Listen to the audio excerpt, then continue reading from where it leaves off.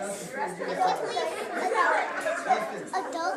The next layer to our right when it's in spacesuit is called the liquid ventilation garment. Spacesuits are really thick and really heavy. If you're out in space and you're doing a lot of work, they're going to make you really hot. So the liquid ventilation garment is a spandex suit filled with tiny little pipes of cool water that runs past your skin to help cool you down. Now, we could not afford the entire suit. So what I've got for you is I have our liquid ventilation garment right here. So what I need for you to do is I need you to put your hands out just like this. Okay? We're going to put this piping right around there. Perfect. Now you put your hands above your head like a ballerina and spin for me. There she goes. Stop. Now you plie. No, don't worry. Astronauts don't generally plie. All right, guys. So we've got our liquid ventilation garment. Now we need the body of the suit. Now, a real spacesuit is made of many layers of thick, heavy material like Dacron or Kevlar. These are the same materials they use in bulletproof vests, because when you're out in space, there are teeny tiny micrometeorites shooting through space at thousands of miles an hour. And even if they're the size of a grain of dust, if it hits you going 20,000 miles an hour, do you think that would be very comfortable? No. So you need to have thick, heavy padding all over. Do you guys think that we could afford all of this thick, heavy padding? No. No. So instead of having Kevlar or Dacron, I have something just as space-age sounding. It is called Tyvek, also known as a painting suit. So we've got legs down at the bottom. I'll help you put this one on. I'm going to need a left leg for me, please. Foot goes right through there. Perfect. Now, and hold on. Got a right leg over here.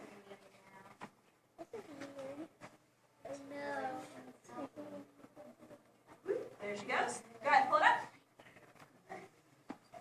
Got a left arm. Leaning on a right arm. We've got a hood. Now you guys may notice, does this look like it fits her perfectly? Not so much, right? But a real spacesuit is not made to the specifications of every astronaut. They're simply too expensive.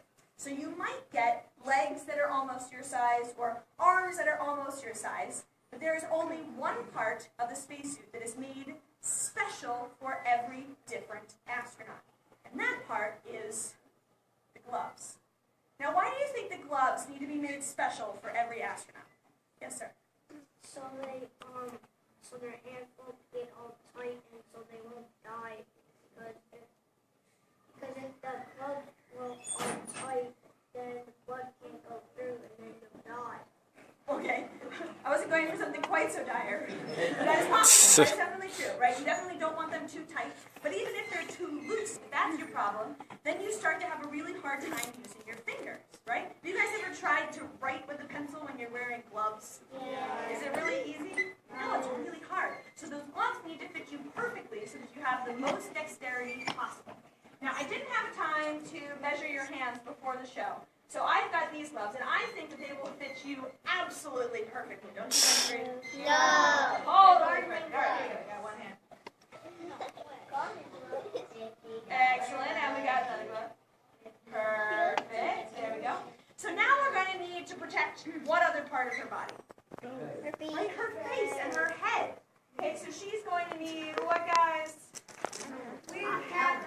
Now, a real space helmet will be many layers thick, and it will be usually made of lead. Do you think we've got a lead helmet? No, instead we've got a plastic helmet, right? So this one goes right up on top. There we go. Oh, I'm sorry, still in it there. She goes. You may also note that these lovely lights that we have on the helmet. We have lights in case you're on the dark side of the moon, the dark side of the Earth, or the dark side of just your spaceship. If there's no light, you need to bring your own. Same thing goes for the other side. If you're on a really, really bright side of your spaceship, is there any clouds or trees or really any air between you and the sun? No. No. There's nothing to help protect you from the strong rays of the sun. So what is she need on the front of her helmet? Right, sunglasses, we usually call it a visor. Of course, we don't have a gold-plated visor like you would normally have, so instead, we've got some super cool sunglasses. Right now, you can get these inside and over your ears, they'll stay on better. Perfect, excellent. All right, now we're getting towards the end. She's also going to need a communication device to help her speak with people inside the ship, because she's not going to be able to yell to them. There's no air between her and them.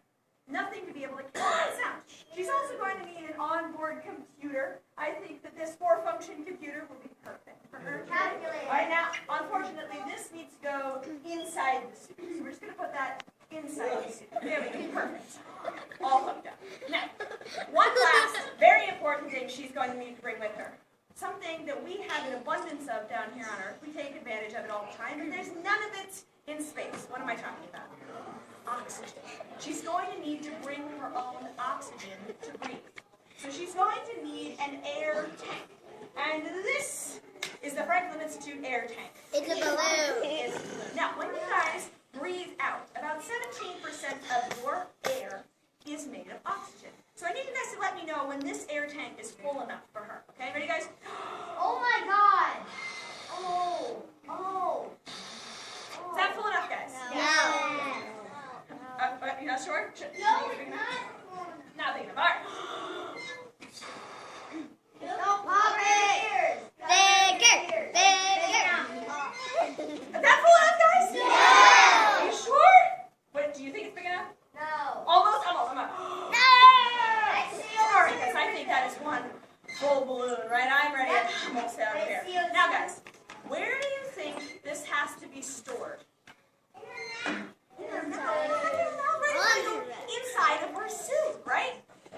So where's it going to fit inside this suit? I think maybe we'll put it on this side. How about that? So we're going to put it right there. Okay, excellent. What happens if this oxygen tank bursts? What is she going to need? She's going to need a backup tank. Right, we're going to need a backup tank. Here we go. Here we go.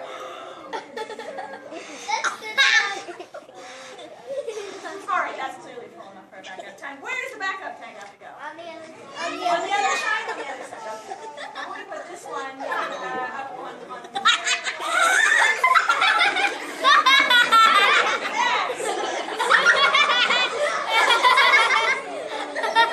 All right, guys. There's only one more thing she's going to need to bring with her.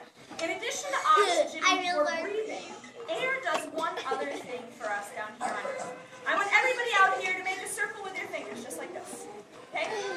Now this is about 1 square inch, if you do it with your finger and your thumb.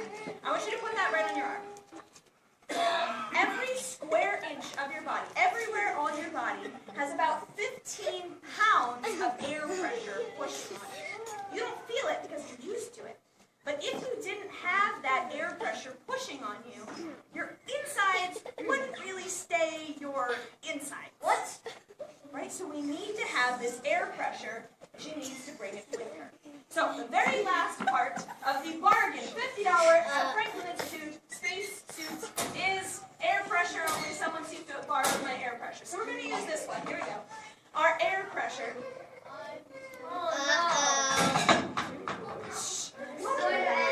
Alright guys, I'm going to need you guys to make a really loud countdown from 5 and then give a huge round of applause to our amazing astronaut. Go ahead and put your arms straight out to the sides.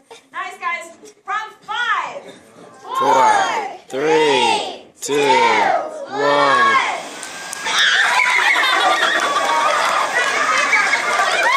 Yay!